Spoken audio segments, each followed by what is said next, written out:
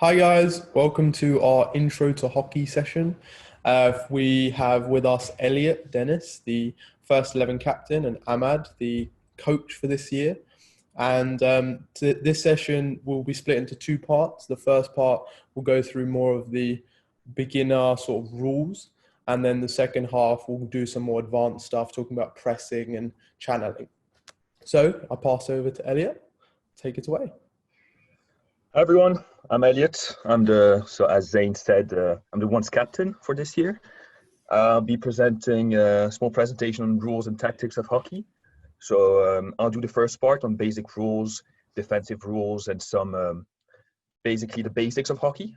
And Ahmad will take on the second part, which will be on more advanced rules, more offensive rules. Ahmad being our coach for this year, the one's coach. Okay. Let's start with the contents.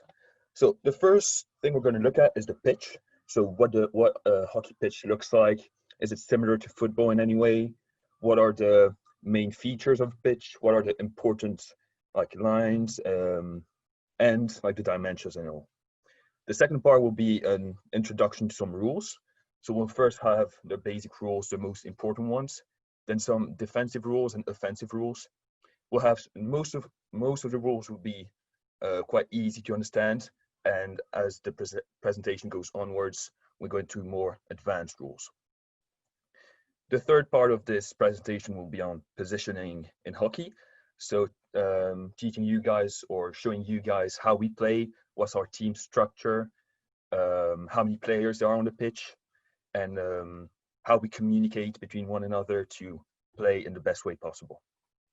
And finally, our fourth part will be on tactics. So that will include press, which is when we try to get the ball when the opponent has it. We will be talking about channeling, how we want the opponent to go on the side. We want to bring him to the side. We don't want him to pass by the center of the pitch. So that's what channeling is. We'll talk about marking, which is when you do man-to-man, when you try to defend as well as possible. So our first part, as I said, will be on the pitch. So this is what a hockey pitch looks like. So obviously it's quite similar actually to a football pitch. It has similar dimensions, and you can see some common features, such as the halfway line, which, as its name says, it cuts the pitch in half, halfway line. We have something that is quite specific to hockey. Is what we call the D. The D is, in order to score a goal, you need to shoot from within the D. If the ball goes in the goal from outside the D, it won't be considered a goal. It needs to be shot within the D. So this line is what we call the D. Oh, sorry for that little bug. Okay, and other important lines. This is the line of the 23. So there are two lines of 23 on either side of the pitch, just like there are two Ds on either side. And this line will be quite important. Some rules later on, we'll see that it's quite important if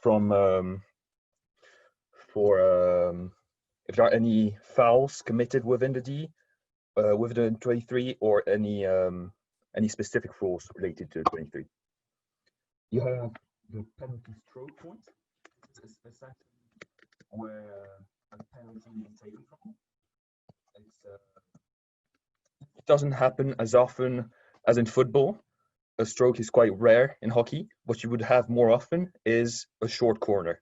A short corner would be taken from this point. We'll see later on what a short corner is, and we'll explain how we can obtain a short corner or how we proceed with a short corner. Okay, this is essentially what a hockey pitch looks like. It's very similar to football, as I said before. Okay, let's go into some rules.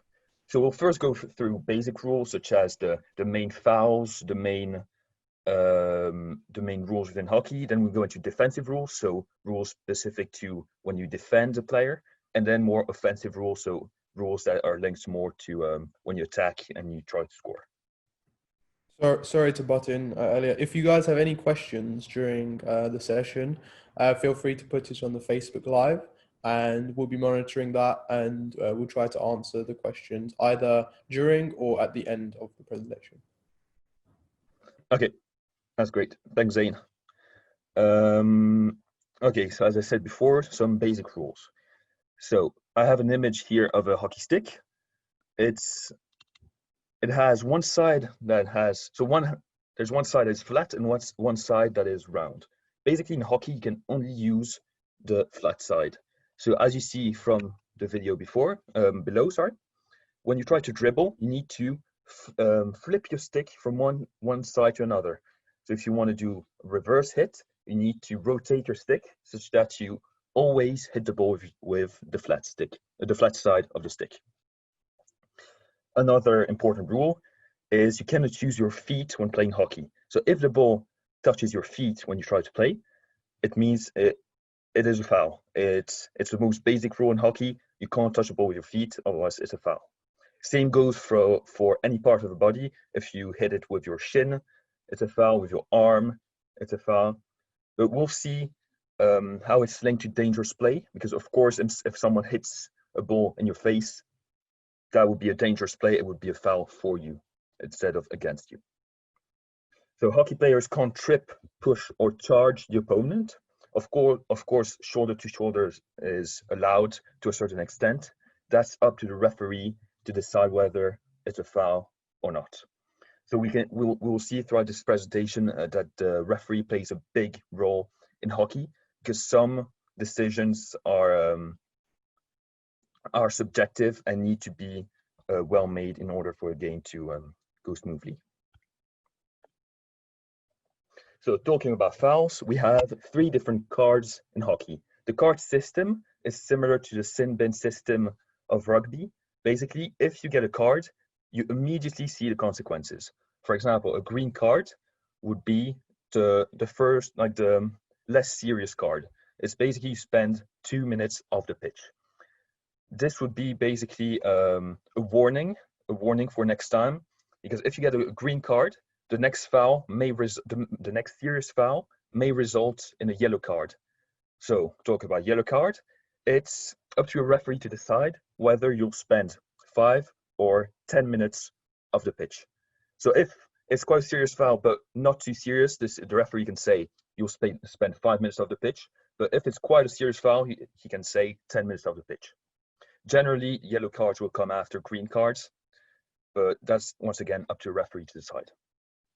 Finally, a red card really doesn't happen often in hockey. Is when a player is sent off. It's generally a very, very serious foul or unfair play. Fair play is quite an important part of the game in hockey. It has way more rules than in football. So if you disrespect fair play, it can also result in a card. So as I said before, the color of the card refers to the severity of the foul, and also how many times you commit the foul. If you commit 3 times, for example, a foul of that can give you a green card, maybe you'll get a yellow card the next time. So it also depends on how many fouls you commit. Some more basic rules. There are no offsides in hockey. So if you want, you can go as far up as you wish. There will be no offside. This is great for the game because you can basically use the whole pitch. There's no restrictions as to how much of the pitch you can use. Of course, there are the baseline and sidelines, but you can go as far up as possible in order to stretch the game as much as possible. And that's great to make the game more faster and more gives you more opportunities. You can't lift the ball into the higher than a defender's knee. That's a rule once again to prevent dangerous play. You don't want, because a hockey ball is quite hard. So if a ball goes above the knee, it can be quite dangerous, which is why it's considered a foul. Because below the knee you have a shin pad, so it's not as dangerous, I could say. Obviously, a ball could go above the knee and not be dangerous. If it's quite a soft ball and it goes above the knee, it won't be dangerous, so the referee could say that is not a foul. Similarly, you could have a ball go below the knee, but a very dangerous ball, for example, a shot that's being taken a meter away for someone, that could be considered a foul. That's once again up to the referee to decide if there is dangerous play or not. Some offensive rules. If a foul is committed on the pitch, but not in the D, then it is a free hit that is being awarded. It's similar to the free kick in football. So anywhere other than the D, a standard foul, for example, when you hit the ball with your foot, you will be given a free hit. So it's basically you stop the ball where the foul was committed, and you can play the ball from there. If you get a foul in the D, so once again, in the D is within this half circle. If you get a foul in the D, then it is given a penalty corner, which it can be called PC. You can also call it a short corner. It's whatever you wish. So if there is a standard foul in the D, for example, just a foot, it's an accidental foul, that will be given a short corner. But if a foul is being committed within the 23, so once again, I say 23 is this line. So if a foul is committed within the 23 and it's an intentional foul where the players really wants to commit a foul to prevent a play from happening, then it can also be awarded a PC, a short corner. In an extreme case where the foul prevented an almost certain goal within the D, a penalty stroke will be awarded. So right after this slide, I'll be showing you the difference between penalty stroke and penalty corner and what they are exactly. So on the left, we have a little video of what a short corner is. It's basically the ball is given on a point on the baseline within the D of the opponent's team. The ball needs to be stopped outside the D, and then in order to score a goal, of course, you need to shoot within the D.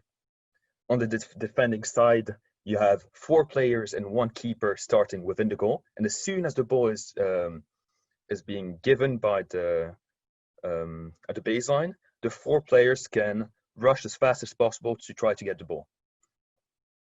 There are many different variants to play a short corner. The attacking team can have as many people as possible, and you've got many different ways of playing a short corner, as we'll see afterwards. On the right, you have a video of a penalty stroke. It's basically like a penalty in football. It's 1-on-1, an attacker against a keeper. It's just one shot from the penalty stroke point, which we've seen before, and basically the attacker tries to score. During a penalty stroke, you can't hit the ball. It needs to be a push or a flick. Okay, let's have an example of a short corner. So the ball is being given from here, and you can have as many attackers as you want outside the D. And of course, within the goal, you have the defending team. You have the defending team, and you have 4 players that are going to rush as fast as possible to the top of the D to try to get the ball. So the ball is given to the top of the D this way, to a player that will stop the ball. The ball needs to be stopped outside the D. Then, of course, when it's being given, all the defending players will try to rush as fast as possible towards the top of the D. So one player will try to go straight away to the ball where it's given. One player will go to the side to get this player. One player will go a bit forwards to in case the first player gets beaten by a dribble, for example, and the last player will stay here in case there's a rebound. So on the attacking side, you can either take straight away a shot.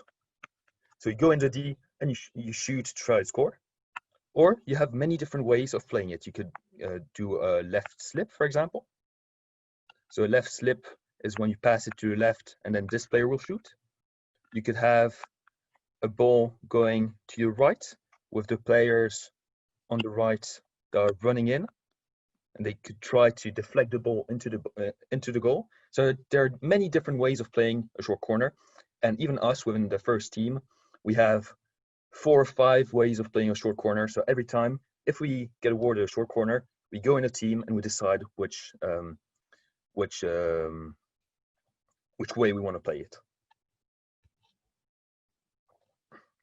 So this is a penalty stroke. It's basically you have a ball that is on the penalty stroke point, an attacker who's only allowed to push the ball or flick the ball.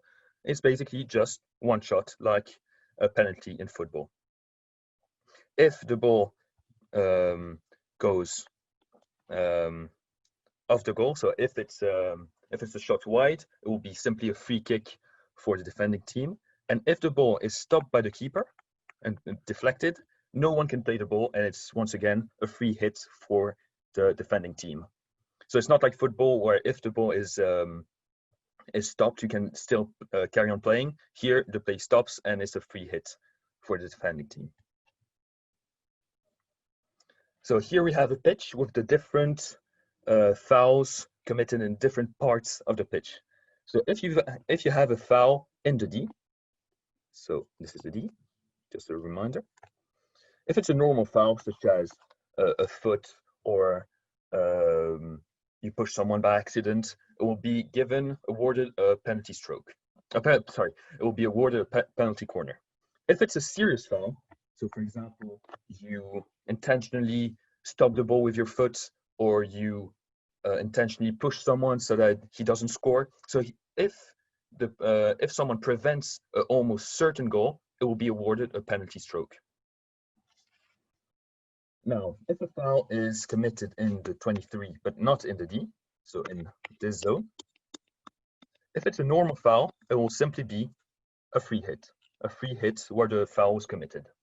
However, if it's a serious foul, such as stopping the ball with your foot intentionally or pushing someone to prevent a play from happening, it will be given a penalty corner. Any other foul in other parts of the pitch, for example, this central part, will be given simply a free hit. Of course, if you commit a serious foul within the D, it's almost certain that you'll get a yellow card. But if you commit a serious foul for example, in the center part of the pitch, you may not get a card, but just a warning. So the foul depends on the severity, how many fouls you commit, and also where you commit the foul, of course. Another type of corner is a long corner. This is similar to a corner in football. For example, attacking player comes in, shoots the ball towards the D, and a defender deflects it, and the ball goes off limits. What happens in this case is the attacking team will get a corner from the 23, from here, aligned with where the ball went off limits. So if the ball goes out here, for example, you have a corner for the attacking team from here. So this is another type of corner. Instead of, like football, doing the foul from a corner of the pitch, you do it from the 23.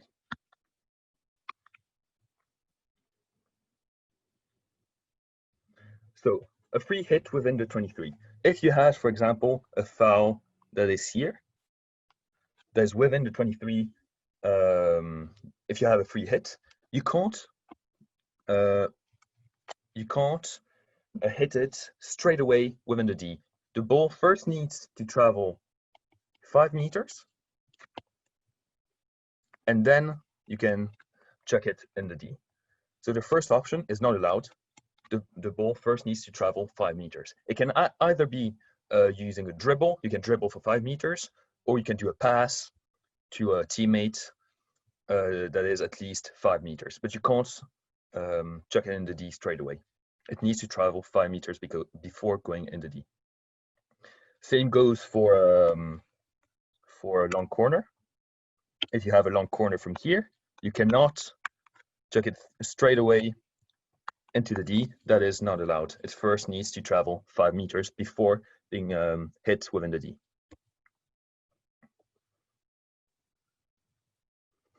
Some defensive rules now. A foul can also be committed by colliding your stick with the opposing players. without getting the ball. This is called a stick tackle. So if, for example, this player here hits the stick of the player that has the ball without touching the ball, this will be considered a foul and will be called a stick tackle. So once again, it's up to the referee to decide whether it's a stick tackle or not. You can touch the ball and still get a stick tackle. It depends on how aggressive your tackle is. Another rule that is quite important is whenever you have a free hit, every player needs to be at least 5 yards away from where the foul is being taken from. This is to prevent, obviously, that is to let the player taking the foul play and not having players too close from him. So at least 5 yards. And this rule is very important in hockey because it's a sport where you can have a play that can go very fast. So breaching this rule can result in a green or yellow card, depending on the severity. Okay, another defensive rule. This is a very advanced rule. Some players, even in the first team, don't understand this rule. It's when an aerial is thrown. An aerial is basically when you launch a ball into the air, into an open space. It's basically to go above all the players and prevent anyone from getting it because it goes above them. So at the moment an aerial is being thrown, every player needs to stand 5 yards away from the player closest to the point of landing. So basically, when an aerial is thrown, there is a predicted landing point and a certain player is closest to that landing point. Well, all players near this player need to stand at least 5 yards away in order not to commit a foul. If some players are within 5 yards, this will be considered a foul because it's dangerous to just go into the player trying to receive the aerial, and it will be a defensive foul. Same goes for the attacking team. If the attacking team launches an aerial into a crowded area, so into an area that has many players, then that would also be considered a foul because it's dangerous play. You can't just throw a ball in the air into a crowded area because that could be dangerous and result in injury. So it's once again to prevent dangerous play. Many rules in hockey are there to prevent dangerous play. So a small word on positioning. So in hockey, in the way we play and in general people play is a 4-3-3 formation. Basically 4 defenders, 3 midfielders, and 3 attackers.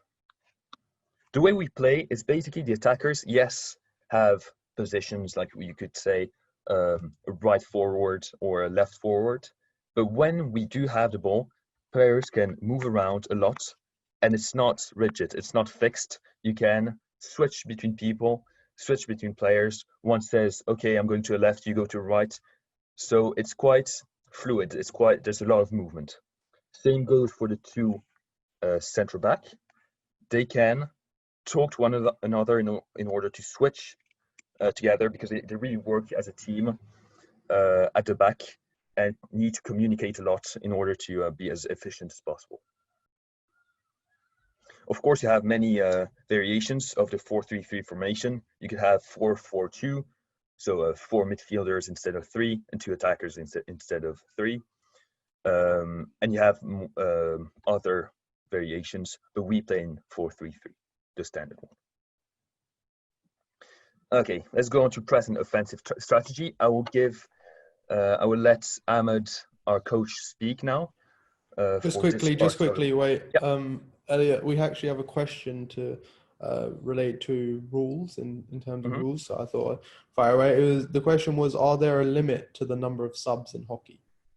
No, there are not. That's the great thing about hockey, is that you can have as many substitutions as you want. And that allows really fast play and people having some rest before going back on the pitch. So no limits. Awesome. Thank you so much, Elliott, for that. And as Elliott said, now we move on to some more advanced hockey rules and strategies. So I'll pass on to Ahmad, our coach for this season. Hey guys, I'm Ahmad. It's lovely to meet you, even though it's virtual. It's always good to have new players interested. Just as the guys have said, I'll be coaching the first team this year. I played last year and I played a lot of first team hockey at various levels and at previous institutes. And I guess in this part is aimed to that those players are looking to play in the first team, looking to play at external clubs, and looking to really use this opportunity at arriving at higher education to go and push on with their hockey as well. So we're going to talk about the press and the offensive and our offensive strategies. The first one that I really enjoy playing and something that we're going to look to play a lot is the full press. And the full press is sort of like the standard aggressive offensive way to go about playing your hockey. It's when you utilize the whole pitch. It's when you utilize your whole team to the best of their abilities and you try and win the ball as far up the pitch as possible.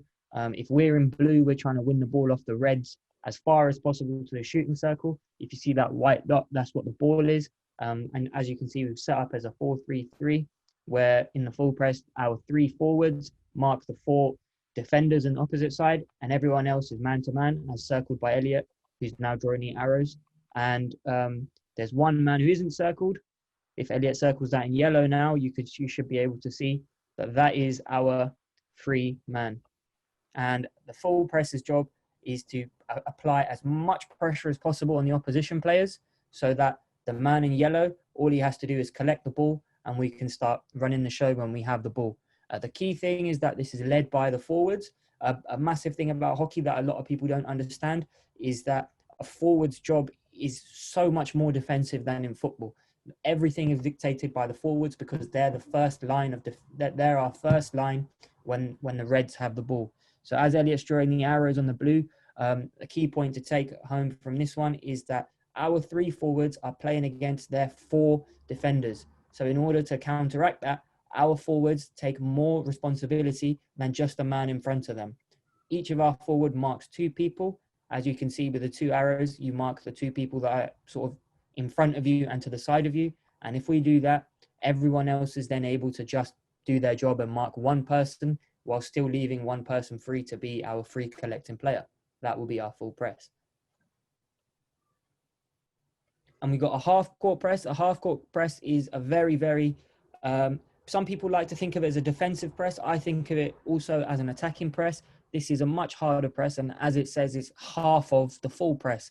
So what we're trying to do is we're trying to win the game by limiting the red team from coming into our circle and shooting. To do that, all of our players fall back into our halfway line. As you can see, if we're blue, every single one of our players are on the halfway line or a few steps ahead of it. And we let them have the ball in their half. They can do whatever they want. They can waste their time and energy passing around.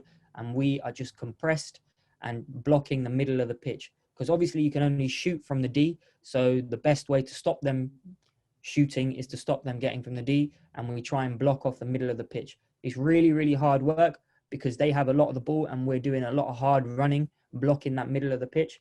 And it's not as defensive as people think. The whole goal is to turn the ball over when they least expect it and go towards goal as fast as possible whilst they're tired and they've already had the ball. That will be our half-court press. And obviously, I'm a big believer in that attacking and going forward, you scoring goals wins you games, but defending is what wins you leagues.